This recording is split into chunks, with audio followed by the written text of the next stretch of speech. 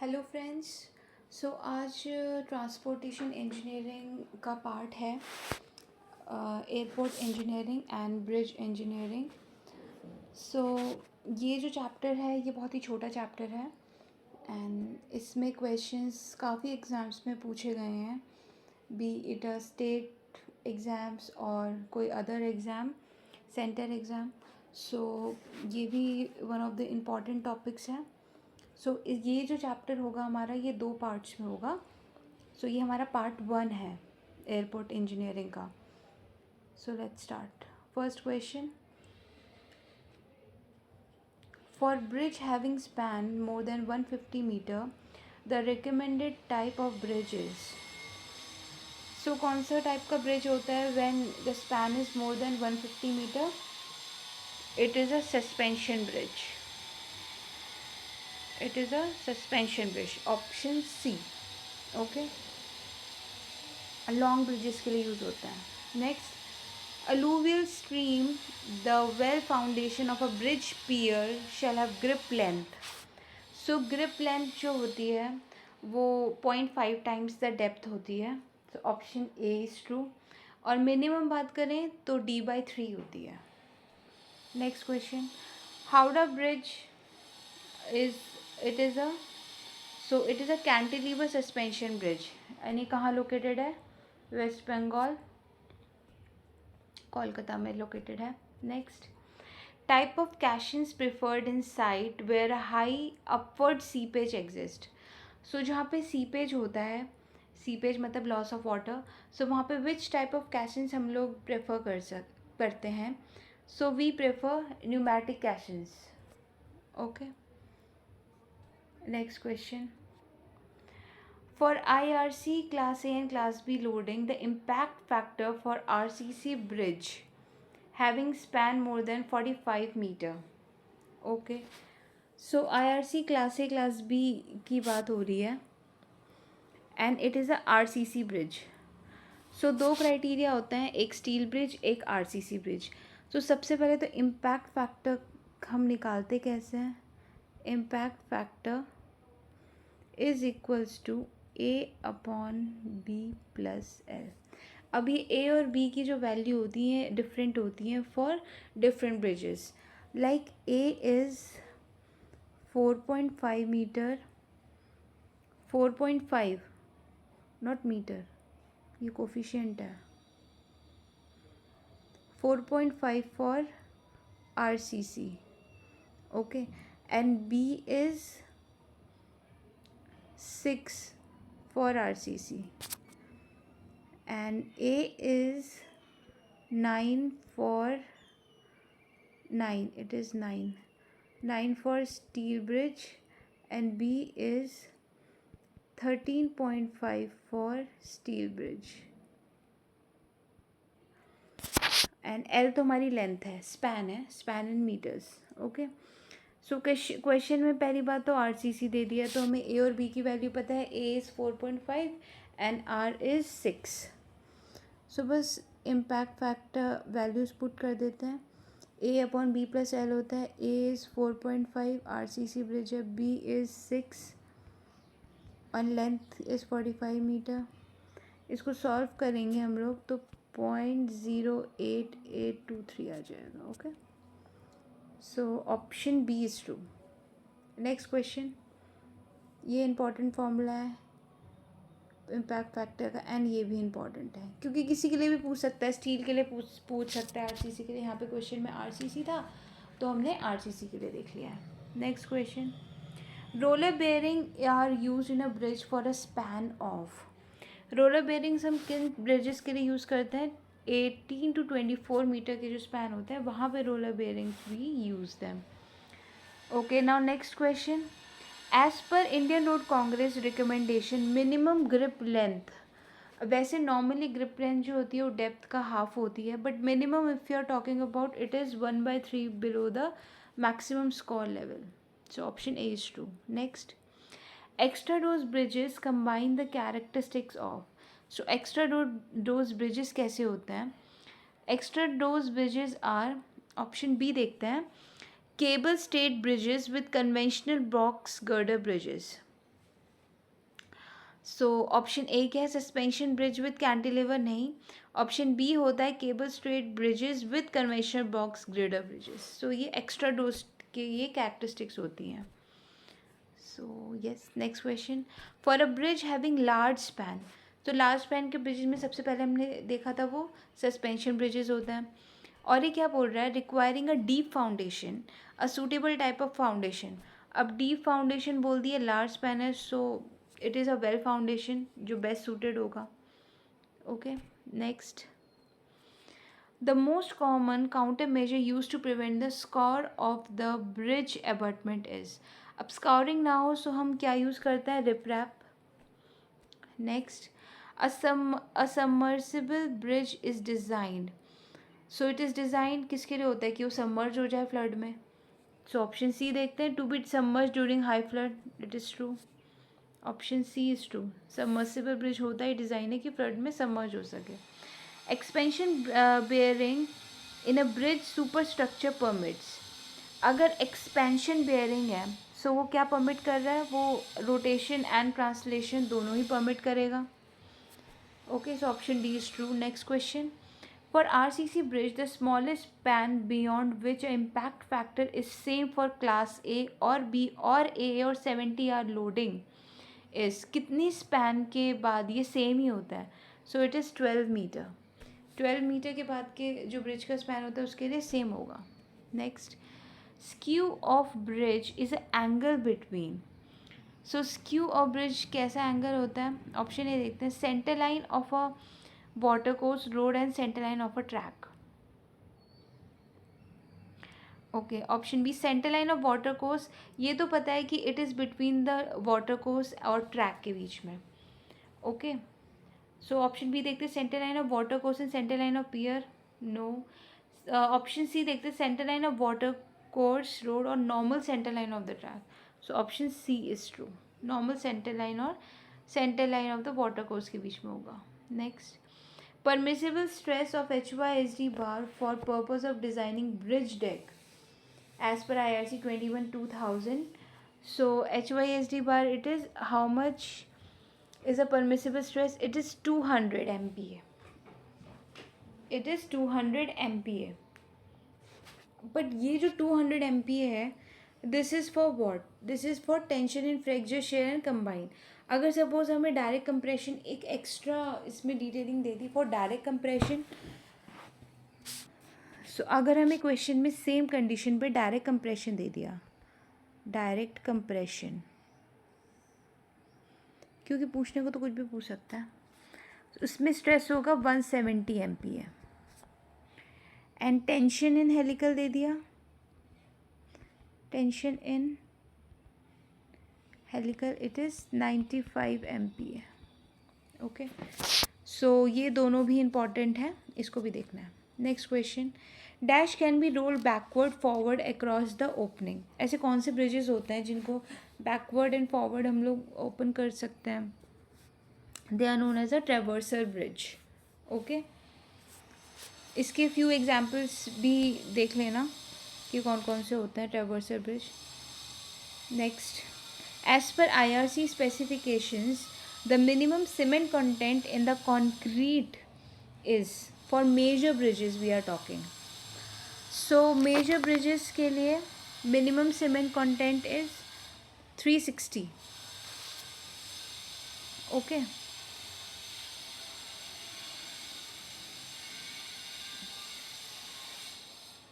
अब यहाँ पे कुछ दिया तो है नहीं कि ब्रिज कैसा है हमारा, PCC है और RCC है और वॉट.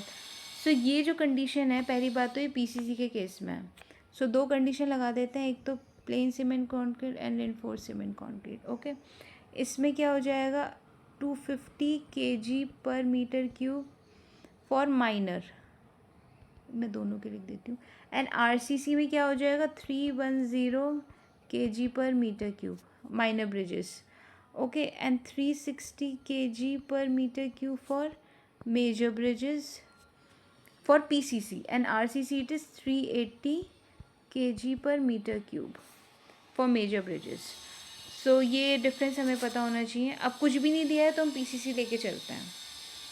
अब हम RCC भी लेके चल सकते थे, पर 380 है नहीं ना, ऑप्शंस में 380 नहीं है, तो 360 है, सो ये हो जाएगा. Next, for high level bridge a free board should not be less than. So free board high level bridge के लिए तो पहली बात है 60 सेंटीमीटर विच इज़ 600 mm. अब और केसेस का भी हमें पता होना चाहिए, लाइक व्हाट. अब आर्च ब्रिजेस के लिए कितना आएगा? Arch bridge it is freeboard 30 centimeter. Okay, now girder bridge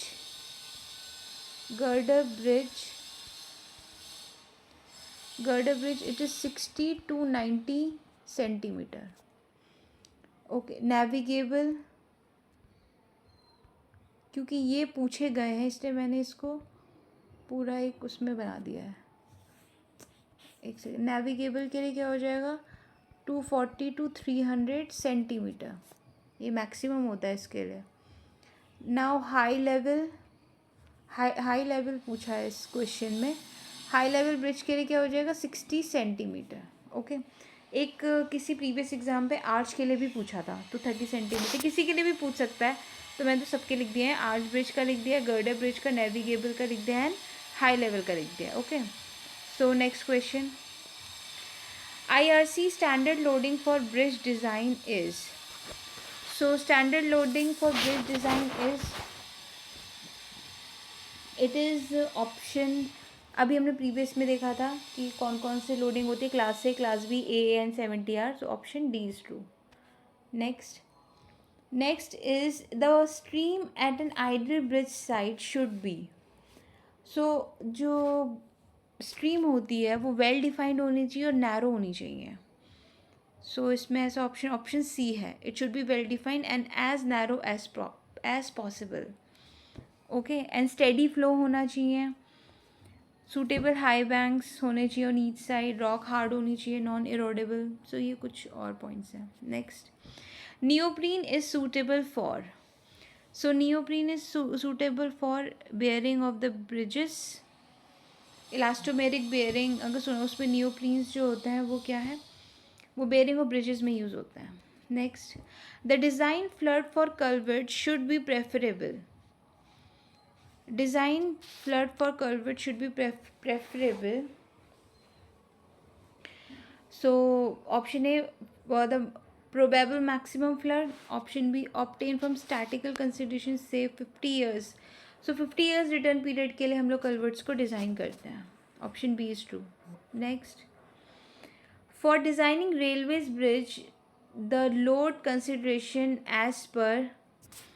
so railway bridges के लिए लोड कंसिडरेशन हमारा कैसे होता है डिज़ाइनिंग में? So IRC class 70R for designing and AA for check. Design तो 70R पे करते हैं, चेक करते हैं फॉर AA पे. ओके, सो ये डिज़ाइन होता है 70R पे, बट चेक होता है क्लास AA पे. Okay, our next question is, next question, IRC class B loading is intended for the design of. तो टेम्प्रेरी ब्रिजेस में लेंगे, सो IRC क्लास B की लोडिंग कंसिडर करेंगे टेम्प्रेरी ब्रिजेस के लिए. Option A is true. Next question, for bridge deck the most economical section is. So bridge deck के लिए मोस्ट इकोनॉमिकल सेक्शन हमारा बॉक्स सेक्शन हो जाएगा. नेक्स्ट क्वेश्चन, बॉक्स सेक्शन क्यों? क्योंकि उसमें हाई टॉर्जनल रेजिस्टेंस होता है. हायर टॉर्जनल, इन सब में से highest torsional resistance box section का है, so we use box section. Bridge having its floor supported by the top of the structure. So top of the structure deck bridge होगा. Bottom of the structure आ जाएगा तो फिर through bridge होगा. सो ये भी हमें याद रखना है. टॉप स्ट्रक्चर के लिए supported at the top is deck, and ये एक्स्ट्रा पॉइंट लिख देते हैं, supported at bottom trough bridge supported at bottom. Okay, but top के लिए हमारा डेक ब्रिज है. सो यस, सो एक क्वेश्चन में दो क्वेश्चन हुए.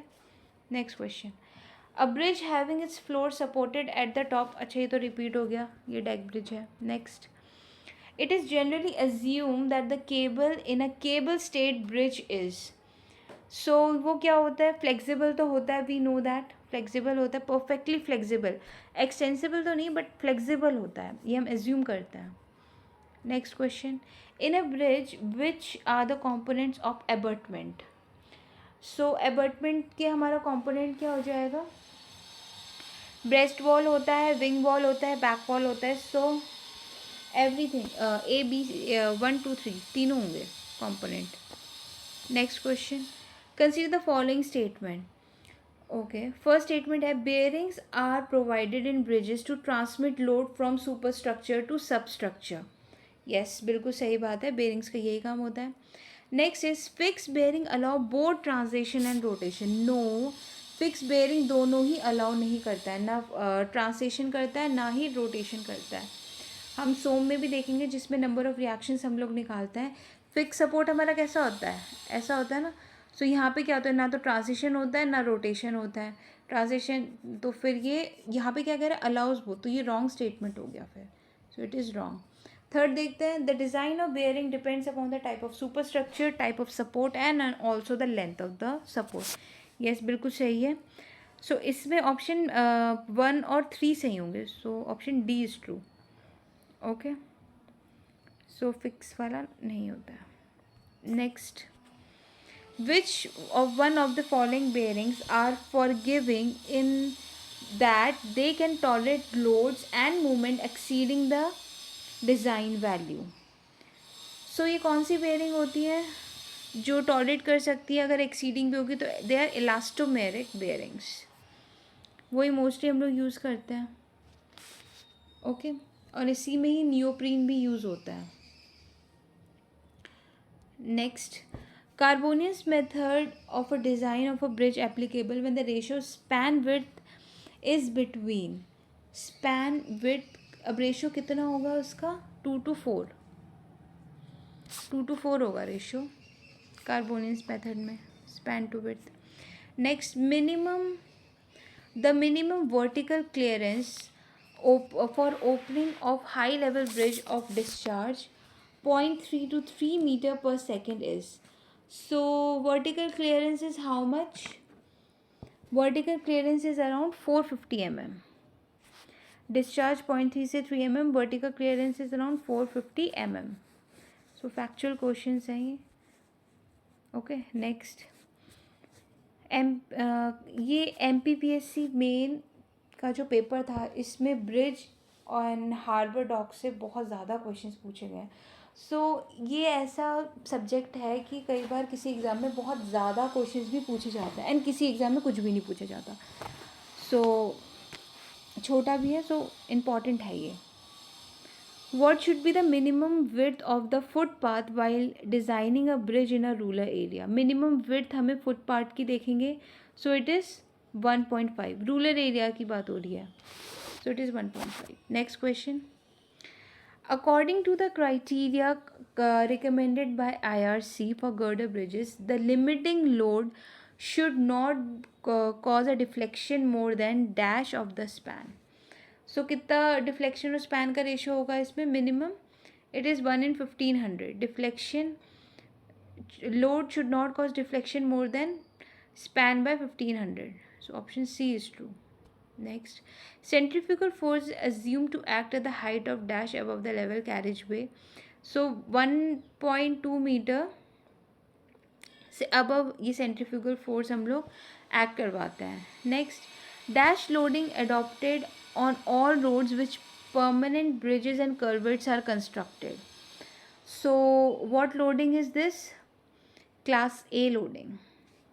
Okay, permanent bridges में भी होता है, culverts में भी होता है, so class A loading हम लोग consider करते हैं. To serve as a main laid on a bridge, ideally suited pipes. So हम steel pipes use करते हैं, ideally suited is steel pipes we use. Okay. अब जो कास्ट आयरन पाइप्स होते हैं वो मेजरली हमारे हाउस कनेक्शंस में यूज़ होते हैं.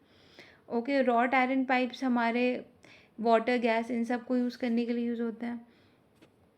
And yes, next question, longest extradosed bridge is. So extra dose bridge हमने देखा था वहाँ पे कैंटिलीवर और ये उसके कैरेक्टरिस्टिक्स जो देखे थे. अब longest extradosed bridge is Narmada bridge. So कुछ ये इंजीनियरिंग मतलब टेक्निकल सब्जेक्ट्स में ये जीके वाले क्वेश्चन भी इसमें डाल सकते हैं. सो ये longest extradosed bridge is Narmada bridge. इसीलिए मैंने बोला था प्रीवियस में जो ट्रेवर्सल ब्रिज था जो फोल्ड एंड एक्सटेंड हो जाते हैं उसके एग्जांपल्स भी इंपॉर्टेंट हैं. सो वो भी देखना है. Special investigation should be carried out for bridge having the following features. As per IRC recommendation, minimum length approach at the end of the bridge. So minimum length approach हमारी क्या होगी? It is 15 meter. Okay. Next question. Cable supporting road of the suspension bridge is designed to carry UDL uniformly distributed load carry करता है. Option C is true. Next, which of the following class of pre-stressed concrete bridge attribute to allow fractional stress without any visible cracking? So इसमें stress तो allow हो रहा है but not लेकिन visible cracking नहीं है. यही बोल रहा है ये. Attribute allow a flexible stress without cracking. So it is class 2. Class 2 होता है इसमें. क्लास 1 में तो ना क्रैकिंग होगा ना स्ट्रेस होगा. क्लास 2 में हमारा स्ट्रेस होगा विदाउट क्रैकिंग एंड क्लास 3 में stress and little cracking. Next, for bridge span less than 9 metre IRC class AA and 70 loading of wheeled vehicle the provision of for impact or dynamic action. Okay. So ये क्या है? Percentage में निकालना है. So it is around 25%. It is 25%. Option A is true. Okay. Next, what is the main problem with the deck bridge? तो deck bridge पहली बात तो टॉप से सपोर्ट होता है. पर इसमें इसका जो मेन प्रॉब्लम क्या होता है? ये टॉप से सपोर्ट होता है. ये traffic is expose to wind. यही इसका मेजर प्रॉब्लम है. ट्रैफिक जो हमारा विंड से एक्सपोज होता है. So option A is true. Next is which one of the following method techniques will be use for the placing of concrete in dewatered caissons and coffer? So which techniques is use? Caissons और coffer हम लोग कहाँ use करते हैं? Suppose हमें under water कहीं construction under water या फिर किसी ब्रिज पे कंस्ट्रक्शन करना है, वहाँ पे ऑलरेडी वाटर है. सो हम एक स्ट्रक्चर बिल्डअप करते हैं. सो कॉफर डैम जिसको कहते हैं, टेम्परेरी डैम, जहाँ से हम सारा पानी फिर उससे ड्राई कर लेते हैं. सो ये है इसी से हमें पता चल रहा है कि ये एक इन ड्राई प्रैक्टिस है. सो वहाँ पे कैशंस या कॉफर डैम्स हम लोग कंस्ट्रक्ट करते हैं कि उस पर्टिकुलर एरिया से हम लोग पानी एक्सट्रैक्ट करके फिर वहाँ पे हम लोग कॉन्क्रीटिंग एंड अदर कंस्ट्रक्शन करें. तो ऐसे होता है. Next question. अब ये तो थे हमारे ब्रिजेस के क्वेश्चन सारे. ये ब्रिज एंड ये हमारा फर्स्ट पार्ट था. नेक्स्ट पार्ट पे हम लोग एयरपोर्ट एंड जो हमारे हार्बर्स एंड डॉक्स होते हैं वो वाले क्वेश्चंस करेंगे. So thank you so much.